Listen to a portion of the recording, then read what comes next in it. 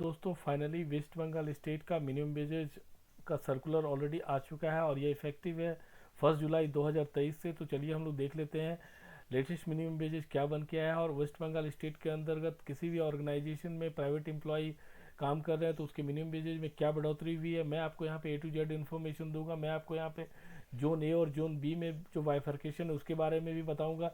तो चलिए डायरेक्ट चलते हैं हम लोग सर्कुलर की ओर। तो यहाँ पे आप देख पा रहे हैं गवर्नमेंट ऑफ वेस्ट बंगाल के द्वारा ऑलरेडी लेबर कमिश्नर के द्वारा ऑलरेडी देख सकते हैं ये नोटिफिकेशन नंबर है और यहाँ पे 28 जुलाई 2023 को ये पब्लिश कर दिया गया है और ये इफेक्टिव है 1 जुलाई 2023 से लेकर 31 दिसंबर 2023 तक के लिए। तो यहाँ पे आप देख सकते हैं सबसे पहले मैं आपको यहाँ पे जोन ए और जोन बी के बारे में बताने जा रहा हूँ। जोन ए का मतलब यहाँ पे यह है कि जो भी एरिया म्यूनसिपल कॉरपोरेशन के अंतर्गत, म्यूनसिपालिटीज़ के अंतर्गत, नोटिफाइड एरिया के अंतर्गत, डेवलपमेंट अथॉरिटीज़ के अंदर, थर्मल पावर प्लांट के अंतर्गत या टाउनशिप एरिया के अंतर्गत जो भी आएगा जोन ए के अंतर्गत आएगा। और जो rest of the West Bengal को जोन बी में रखा गया। यहाँ पे आप बता सकते हैं कि आपको 26 यहाँ पे डिवाइड करना है आपको 26 डे से, ताकि आपको मंथ निकल जाए। और यहाँ पे आपको ये भी बता दिया जा रहा है कि आपका जो है 8 आवर्स का वर्क होगा और 48 आवर्स इन ए वीक आपको काम करना पड़ेगा।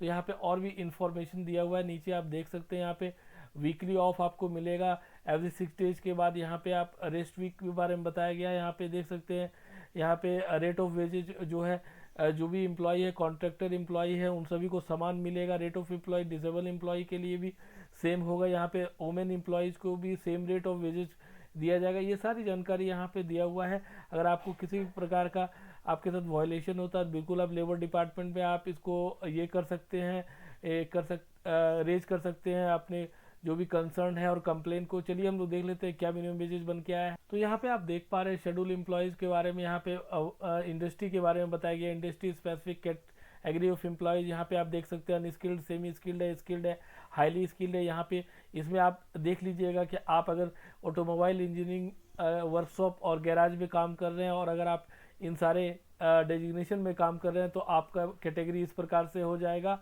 और अगर जहाँ पे देख सकते हैं जोन ए का मिनिमम वेजेज यहाँ पे बताया गया पर मंथ का 9,784 रुपीज़ और जोन बी में है 8,930 रुपीज़।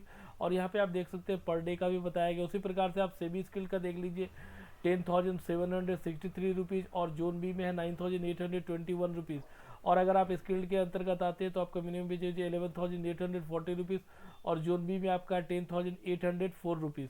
और अगर आप हाईली स्किल्ड में है तो देख सकते हैं यहाँ पे इसका आपका मिनिमम वेजेज जोन ए के अंदर 13,023 रुपीज़ और जोन बी में है आपका 11,886 रुपीज़। तो इसी तरह अब मैं आपको वन बाय वन आप देख लीजिए, सारा मिनिमम वेजेज सेम ही है। सिर्फ आप समझ लीजिए कि अगर आप बेवरेज मैन्युफैक्चरिंग इंडस्ट्री में काम कर रहे हैं तो आप इस प्रकार की कैटेगरी में आते हैं तो आपका मिनिमम वेजेज इस प्रकार से होगा। या अगर आप बिस्किट मैन्युफैक्चरिंग में काम कर रहे हैं, अगर आप बोटलिंग पैकेजिंग इंडस्ट्री में काम कर रहे हैं तो आपका डेजिग्नेशन इस प्रकार से है। मिनिमम वेजेज सभी में सेम ही है, अनस्किल्ड, सेमी स्किल्ड, स्किल्ड और हाईली स्किल्ड का। तो इस प्रकार से आप देखते जाइए। कॉन्फिडेंस स्वीट मैन्युफैक्चरिंग इंडस्ट्री हो या फिर अगर आप कंज्यूमर कोऑपरेटिव सोसाइटी में काम कर रहे हैं, एग्रीकल्चर सोसाइटी में काम कर रहे हैं, कुरियर सर्विसेज काम कर रहे हैं, या फिर आप employment engineering units employ less than 50 है तो आप काम कर रहे हैं। अगर आप यहाँ पे शॉप एंड इस्टेब्लिशमेंट से रिलेटेड अगर किसी भी ऑर्गेनाइजेशन में काम कर रहे हैं जो शॉप एंड इस्टेब्लिशमेंट एक्ट के अंतर्गत रजिस्टर्ड है तो आपका मिनिमम वेजेज इस प्रकार से होगा।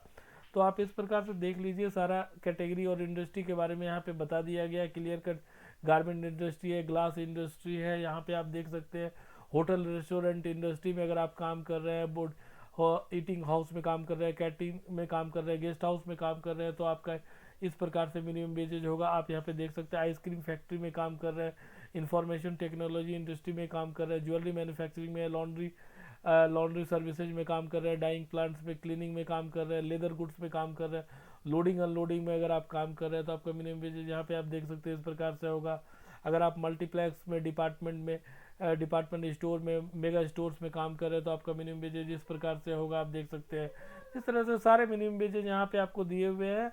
अगर आप प्राइवेट हॉस्पिटल रिसर्च में काम कर रहे हैं तो आपका मिनिमम वेजेज इस प्रकार से होगा। तो आपको इससे रिलेटेड और भी कोई क्वेरी हो तो बिल्कुल आप कंसर्न है तो बिल्कुल आप कमेंट बॉक्स में ड्रॉप करेंगे, मैं आपको गाइड कर दूंगा। इसी मिनिमम वेजेज के आधार पे आपके CTC में ब्रेकअप देखने को मिलेगी, आपके टेकों में बढ़ोतरी देखने को मिलेगी। धन्यवाद दोस्तों।